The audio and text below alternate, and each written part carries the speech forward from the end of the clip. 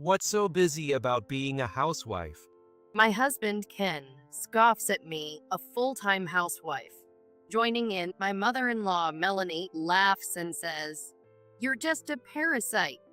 It's not just Melanie who's barged into our home.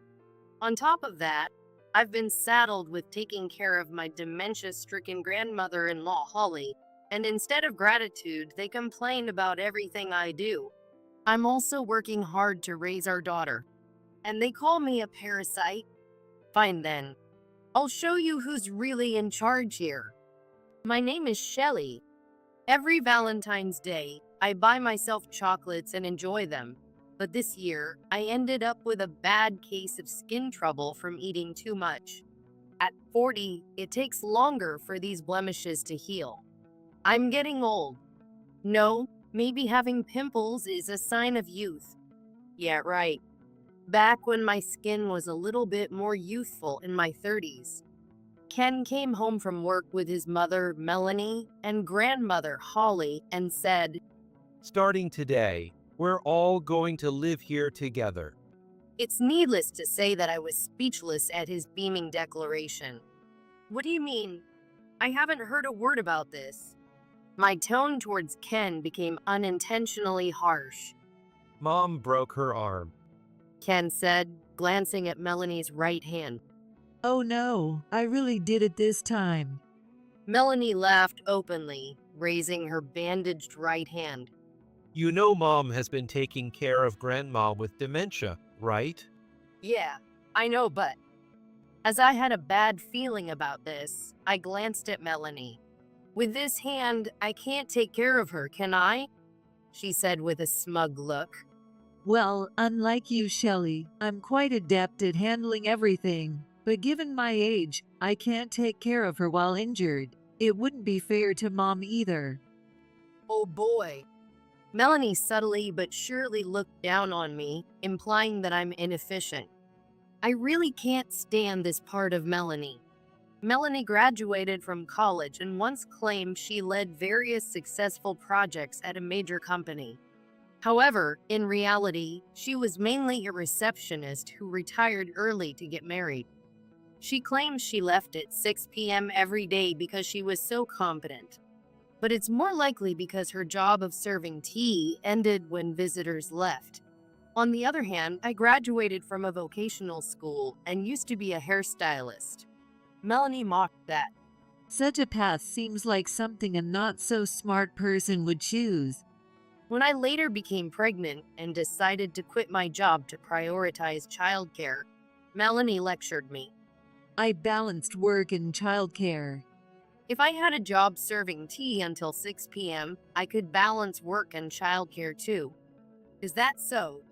Though internally furious, I smiled and let it slide. I've been avoiding visiting Ken's family, saying, "Our daughter catches colds easily in unfamiliar places and haven't shown my face for the past 2 years." Ken understood, and Melanie seemed fine with Ken visiting alone, showing no desire to see her granddaughter. This way, I've managed to maintain a comfortable distance from Melanie.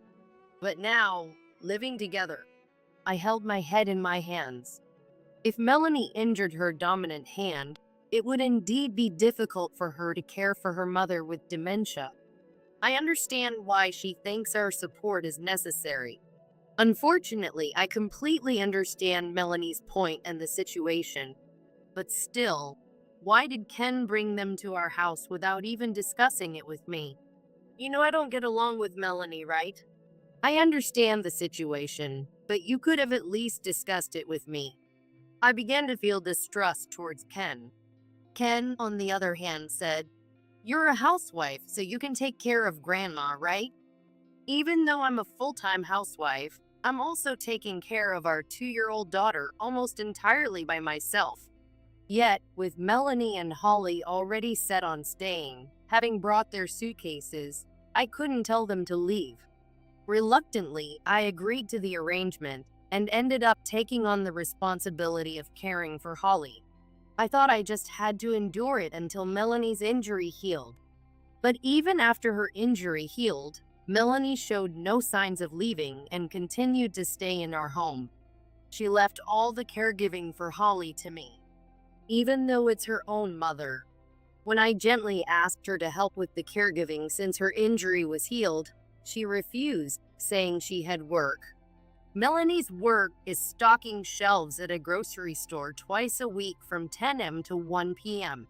She had adjusted her work schedule to accommodate caregiving, so saying she can't help because of work is just an excuse. She claims her boss values her highly and says she's indispensable to the company, but it's hard to believe they'd say that to someone who works part-time twice a week. Melanie's tall tales are obvious. Yet, she often tells me, "Unlike you, I didn't quit my job just because I got pregnant. Honestly, I'd like to quit too because of my age, but they won't let me because I'm so valuable," and laughs. Yes, yes. It's amazing to be a college graduate and an expert at stocking shelves. I feel like snapping back but keep quiet. Despite her self-proclaimed career woman status, she doesn't show any such signs at home. She always mishears things on the phone and doesn't know how to operate the DVD player. She even struggles with the TV remote. I doubt she can use a computer. She doesn't know how to use YouTube either. She hardly does any personal care tasks, or perhaps she's unable to. She leaves her clothes lying around and doesn't clean up hair in the bathtub, showing no consideration for others. Her conversations don't make her seem competent. After all, she graduated from the only private women's college in her rural area.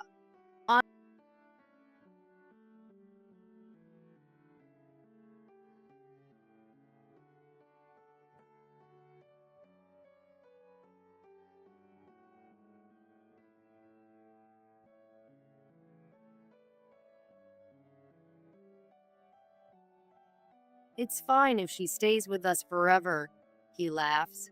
In fact, he started to get angry with me for not wanting to live together, saying I was being too cold to his mother. Ken used to be a kind person. That's why I liked him. But ever since Melanie moved in, she's been pampering him nonstop. We had agreed on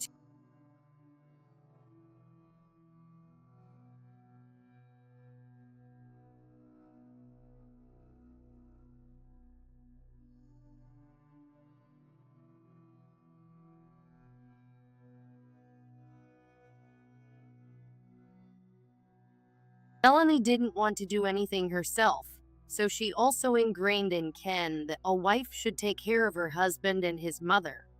As a result, Ken stopped helping with even the simplest tasks like cleaning up after meals or taking out the trash, and he started demanding that I bring him his clothes when he bathed instead of getting them himself. Like Melanie, he began to make a mess of the house and wouldn't clean up, saying, "Cleaning is your job." With his increased drinking, he became more short-tempered at night, often raising his voice over trivial matters, making it hard to have a conversation. I tried not to anger Ken for the sake of our daughter's upbringing, so I rarely voiced my own thoughts. This only made Ken more arrogant, and he became a troublesome tyrant, all because of Melanie. Holly's dementia had worsened significantly since our last visit to her house, and she had become more aggressive, often using harsh language or throwing things. Sometimes, she would hit me hard on the head with her fist. Even witnessing this, Ken and Melanie would just laugh. Grandma gets angry because you're inefficient. When Ken said that, I was on the verge of tears from anger. Despite my daily struggles with childcare and caregiving, Melanie would ask me to rent DVDs for her to watch some old movies. It's already tough enough to go shopping. I don't have time to rent pointless DVDs. My sleep hours have significantly decreased lately. But if I honestly said this, Melanie would get angry and tell Ken, "Shelley was mean to me." Then Ken would scold me, and no one would listen to or understand my situation. How did it come to this? I was getting more depressed each day. I was reaching my physical and mental limits. One day, after Holly hit me, Ken got angry and said, "Why do you always make Grandma mad? You're really inefficient." I had simply wiped Holly's mouth after she spilled some food. Holly got angry, shouting, "Don't touch me." When I stopped touching her, she then said, "Wipe my mouth. It's gross," and hit me. I don't think I'm inefficient. If you think it's so easy, then you take care of her. You're just watching from the sidelines without doing anything. She's your grandmother. Technically, I have no obligation to take care of her. Are you stupid? I'm too busy to take care of her. I'm busy too. Ken laughed at me with contempt as I shouted with tears in my eyes. What? What's so busy about being a housewife? Melanie immediately laughed at Ken's words. Just a parasite, right? A parasite. Me. I'm doing all the childcare, housework, and caregiving, and letting you live in this house, and you call me a parasite. I won't forgive this anymore. Then from today, I'm quitting being a wife and daughter-in-law. What? At my words, Ken and Melanie looked momentarily bewildered. You mean you're quitting being my wife? Planning to get a divorce? You can't possibly do that. Ken laughed. I calmly said, "Yes, I'm leaving." What? Ignoring Ken's bewildered look, I opened the cabinet behind me. I took out a paper and slapped it on the table. "Divorce papers. Sign them." Are you serious? Ken alternated between looking at the divorce papers and me, gradually turning pale. She's not serious. Melanie tried to sound confident, but her voice was shaky. "What's wrong, Melanie? Worried that you'll lose your important caregiver?" No, there's no way you can get a divorce. How do you plan to live as a housewife with no money? "How can you even say that?" Huh? Ken seemed to realize what I was about to say and warned Melanie. Don't provoke her any further. "Did you know this house is in my name?" What? Melanie looked dumbfounded, and Ken held his head in his hands. "I inherited this land and house from my late grandfather, so we renovated it and moved in." Didn't you say Ken built it? "Yes, that's what he told you at his request." What? "Melanie, you think a man living in a house owned by his wife is pathetic, right?" Of course, the man should earn more and build at least one house. That's why Ken couldn't tell you the truth. Huh? When we had our child, we decided to move from our apartment to a house. Coincidentally, my grandfather passed away that same year, leaving me the land and house. So we decided to move there, but Ken hesitated. "I don't want Mom to criticize me for living in a house in your name," he said. "Melanie has an outdated view of gender roles, believing men should be masculine and financially support women. She's the kind who'd get angry at the TV over stories about couples splitting the bill on dates, calling them unmanly. At the same time, she claims to be a modern woman, saying women should be independent and active in society. If she found out Ken hadn't built the house and was living in one in my name, she'd undoubtedly belittle him. She'd likely demand we rebuild the house with Ken's money. Though we were the ones living in it, we'd undoubtedly face constant nagging. To avoid that scenario, we decided together to let Melanie believe Ken built the house." I didn't raise my son to be so unmanly. Upon learning the truth, Melanie looked surprisingly dejected, glancing at Ken with disdain. Ken, feeling embarrassed, avoided eye contact. If our relationship had been good, I would have defended Ken, saying to ignore Melanie's outdated views, but this time I had no reason to support him. "So, could you all please leave my house?" I said with a bright smile, and Ken and Melanie's faces tensed. Wait. I understand if Mom and Grandma leave, but I'm your husband, and I haven't agreed to a divorce. Ken resisted the idea of leaving. If he were kicked out, he'd either have to rent a place or move back to his parents' house. Realistically, moving back to his parents' house would be more feasible, but it was less convenient than our house, and commuting without a car would be a hassle for Ken. I completely understood why Ken didn't want to go back. Melanie also showed no signs of wanting to leave. For Melanie, it was likely the fear of losing her caregiver and having to take care of her mother again. "Think it over," she began to say. "No, you'll be leaving," I replied. With that, I started moving their luggage out to the yard. Wait, what are you doing? Melanie protested. "It's odd to have other people's belongings in my house. I'm decluttering." Ken and Melanie tried to stop me, but I continued moving their things outside. Finally, I shoved Ken, causing him to stumble and fall into the yard. I didn't push Melanie or Holly, but there was a lot of shoving to force them outside. As I quietly closed the window, Ken and Melanie started shouting. Let us back in. In the chaos, Holly, not understanding the situation, was in a panic, yelling, "Play! Play!" while repeatedly hitting and kicking Ken and Melanie. Help us, Shelley. Unable to do anything about Holly's outbursts, Ken and Melanie just took it. Please stop, Grandma. Ken echoed, but I just smiled and watched through the window. Ouch. Hey, stop just watching and help us. At some point, Holly ended up straddling Melanie. Holly kept poking Melanie's forehead. Ken, not wanting to get involved, stood at a distance, trembling. "Melanie, weren't you a career woman? If you're so great at your job, surely you can think of a way to solve this problem. What the? Or are you just as inefficient as me?"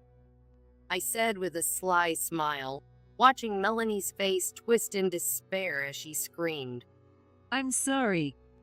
Understandably so, as there were gardening tools nearby. Anything could happen.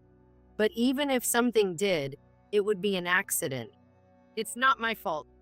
I'm sure someone as capable as you can handle it, I said, closing the curtains. I thought about calling an ambulance if necessary, but I watched as Melanie yelled at Ken to help stop Holly's rampage. Realizing they had no other option, Ken and Melanie managed to get Holly into a taxi and went back to their own home. A while later, Ken and I got divorced. Ken was blamed for not protecting Melanie from Holly that day, and their relationship soured. Melanie even ordered Ken to take care of Holly if he wanted to live with her. In the end, neither wanted to take responsibility, so Ken ended up paying to place Holly in a care facility. Ken's burden increased further as Melanie told him, "You're a man, so you should pay," which only exacerbated their estrangement. Now, the two are completely cut off from each other. As for me, Ken still sends messages expressing regret and pleading for reconciliation, saying, "I was out of my mind back then." He wants to live with our daughter, but I have no intention of accepting that. I've made it clear that our relationship is limited to child support. That incident revealed Ken's indecisive nature and how easily he could be influenced to act domineering. I want nothing to do with such a person. No matter what happens, I have no intention of going back to the way things were. Indeed, being a divorced housewife was challenging at first, but with the help of my parents, I managed. I've even resumed my work as a hairstylist. As long as I have my skills, I won't have trouble making a living. I can live strong and resilient without relying on Ken. Besides, my daughter and I have a new addition to our family, leaving no room for Ken. Did I get a new husband? You guessed it. He's got pointy ears, whiskers, and goes meow. Isn't he adorable? It seems he cheated on me with the neighbor's female cat, and now we're expecting kittens. They're not mine, but they're yours, so I'll take responsibility and raise them. Just kidding. My daughter, I, and our beloved cat, Mr. Bigglesworth, along with his kittens, will continue to weave lively and joyful days together. Now, I need to give the kitties their homemade treats. Time to boil some chicken.